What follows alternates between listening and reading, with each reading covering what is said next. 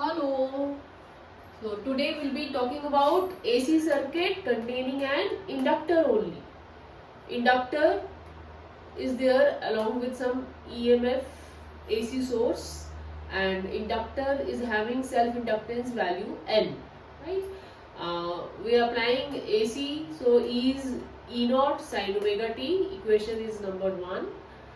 और हमें मालूम है by Lenz's law what do we get? Induced EMF in the inductor. This induced EMF is small e written as minus L di by dt, minus sign because by Lenz's law we know the induced EMF always opposes the applied EMF. Okay?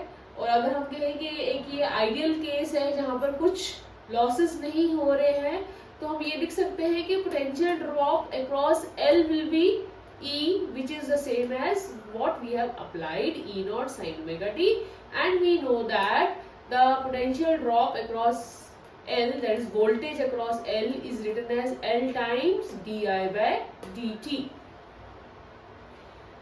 We have to find out an expression for I. So taking dt to that side, integrating both sides, we get I is E naught by L is a constant independent of time. So taken out an integral sin omega t dt. Sin theta gives minus cos theta upon omega. Omega t means omega constant है तो omega आ गया by integration. So we get minus E naught by omega L. अब cos theta को हम क्या लिख सकते हैं? Sin of 90 degree minus theta. So we have written sin pi by 2 minus omega t. अभी इसी माइनस साइन को अगर हम अंदर ले जाएंगे ब्रैकेट के, तो it will become sign of omega T minus pi by 2, right? E nought by omega L times sign omega T minus pi by 2. और हमें मालूम है कि maximum value of sine theta क्या होती है? 1. तो ये जब मैक्सिमम होगा तो current will be maximum, I will be sum E nought by omega L, जिसको हमने लिख दिया I nought. This is the maximum current. So we can write the equation as I is I naught times sin of omega t minus pi by 2. Number this as equation number 2. So beta, what do you find out? From equation 1 and equation 2, if you compare the two, this is the equation for EMF voltage, this is the equation for I current. So we find out that this is sin omega t and this is sin omega t minus pi by 2. That means current is lagging behind EMF by a phase difference of pi by 2. Or in the other way we can say that voltage is leading current by pi by 2 in case of an inductor in the AC circuit. तो अब इसको easy तरीका क्या है बेटे याद रखने का? हमेशा ये याद रखना, voltage of inductor VL leads. VL leads मतलब कि ये साइन ओमेगा टी आएगा वोल्टेज में, तो करंट में क्या आ जाएगा? Sine omega T minus pi by 2. Current is lagging. तो हमें इजी तरीका क्या याद रखना है? VL leads, that is voltage in inductor always leads the current by pi by 2. अब मोर इम्पोर्टेंटली, अब इसी चीज को, इन दोनों इक्वेशंस को हम ग्राफिकली कैसे रिप्रेजेंट करें? ग्राफिकली रिप्रेजेंट करने के लिए again we have along y axis plotting E और I versus time along x axis. Since E is a sine curve, so similarly I have drawn a sine curve for E. अब जो students को बहुत confusion आता है कि time के साथ कैसे कोऑर्डिनेट्स वेरी करते हैं, उसके लिए बेटा सिंपल तरीका है कि ये omega T, sine omega T है ना, तो ओमेगा टी को we can write as 2 pi by capital T time period time small T. अब इसमें वैल्यूज पुट करते जाओ. जब स्मॉल टी 0 होगा तो sine theta, sign omega T 0 हो गया, तो वो ई हो गया यहाँ पर 0 पॉइंट. जब नेक्स्ट वैल्यू हम क्या लेंगे साइकिल में? t by 4. Time t by 4 होगा तो put the value of small t, you get omega t as pi by 2. That is t by 4 पर e क्या हो जाएगा? sin 90 डिग्री मैक्सिमम हो जाएगा. नेक्स्ट वैल्यू t की लोगे t by 2. t by 2 लेंगे तो omega t बन जाएगा पाई, और sin पाई क्या हो जाएगा? 0. नेक्स्ट वैल्यू क्या लोगे? 3t by 4, that is 2 pi by 2 आ जाएगा. Sorry, 3t by 4 will be 3 pi by 2. So it will become minus 1. Sin will be minus 1. और जब नेक्स्ट वैल्यू कैपिटल टी लेंगे तो ओमेगा टी हो जाएगा 2 पाई पे sine again would be 0. So this completes the E curve. अब हमने current I का भी कर्व अगर प्लॉट करना है तो हमें मालूम है कि करंट जो है 90 डिग्री E से पीछे चल रहा है, मतलब E अपनी मैक्सिमम वैल्यू यहाँ पर अटेन कर रहा है T/4 पे, तो I अपनी मैक्सिमम वैल्यू कब अटेन करेगा T/2 पर, उससे बाद में। E अपनी जीरो वैल्यूज यहाँ पे ले रहा है तो I कब जीरो होगा, उससे T/4 पे, ठीक है, मतलब नेक्स्ट उस पे। उसी तरह से E अपनी नेगेटिव वैल्यू यहाँ ले रहा है तो I कब लेगा नेगेटिव वैल्यू, उसके बाद, and so on. So this is I curve. अब इसी क्वेश्चन में ये भी पूछा जाता है कि फेजर डायग्राम से रिप्रेजेंट करो इसको। फेजर डायग्राम में again as we have already discussed this in the previous video, you can see that video and find out what do we mean by phasor or vector diagrams.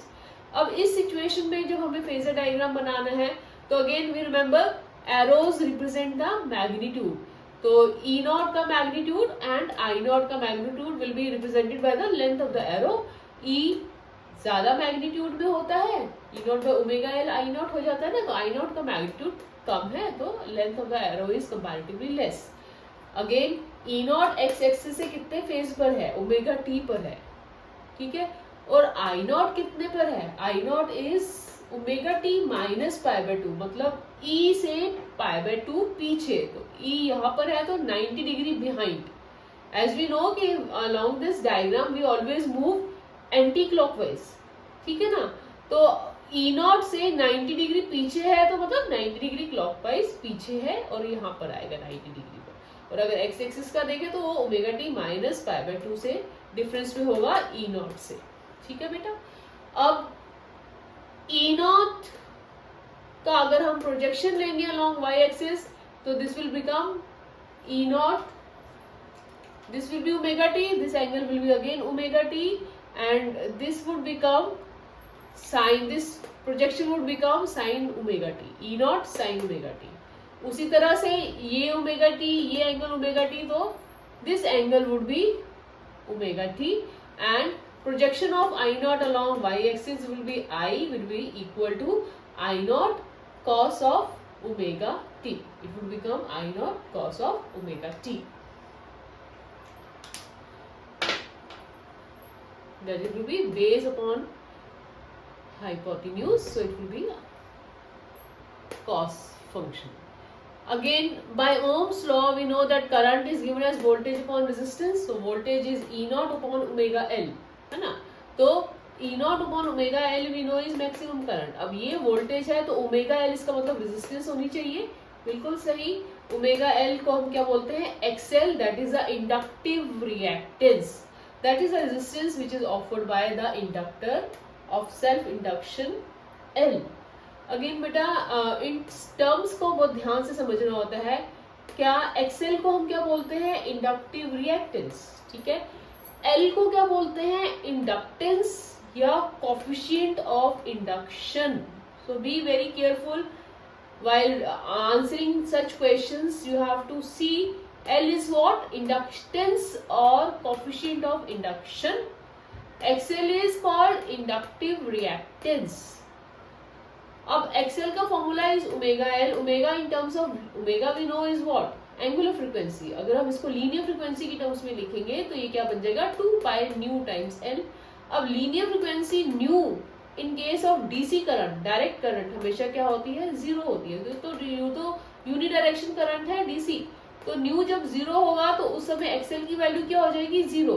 That means in case of DC current XL और the inductor does not offer any resistance to the DC current. इसका मतलब अगर मैं L के cross DC source लगाऊंगी तो क्या होगा, करंट बड़ा स्मूथली एल के थ्रू निकल जाएगा without any resistance, provided the L is ideal, although practically we never have in ideal elements, so there are some associated losses with them, but ideally speaking we say that in case of a DC XL is 0 and unit of XL is same as that of unit of resistance, that is ohms. So in the next video we'll be talking about the AC circuit containing a capacitor only. Do subscribe Kaval Physics.